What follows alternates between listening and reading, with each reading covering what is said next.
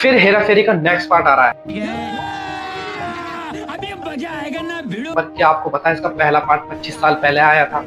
सच बात बोलता। इनफैक्ट बाहुबली को रिलीज हुए भी 10 साल हो चुके जय महेशपते। हैं और रैंचो को ग्रेजुएट हुए भी 16 साल हो चुके हैं। चाबुक के डर से तो सर्कस का शेर भी उछल के कुर्सी पर बैठना सीख जाता है। असल में ये तीनों फैक्ट ओशो की उस बात का एग्जांपल है कि हमें वक्त का तभी पता चलता है जब वक्त बीत चुका होता है। पर ऐसा क्यों है? क्यों 2025 के 8 महीने बीत चुके हैं और हमें रियलाइज नहीं है? क्या आपको भी लगता है कि कुछ साल पहले अभी तो 12th की थी?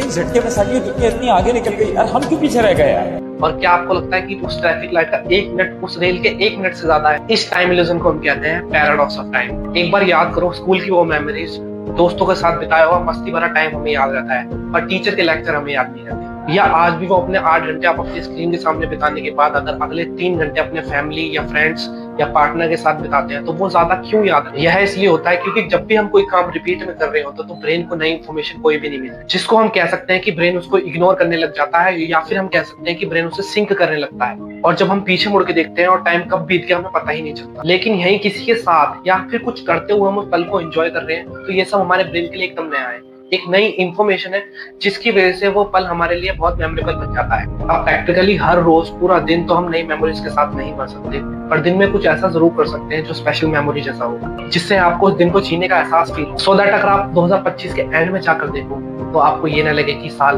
बीता है, आपको लगे आपने साल जिया है।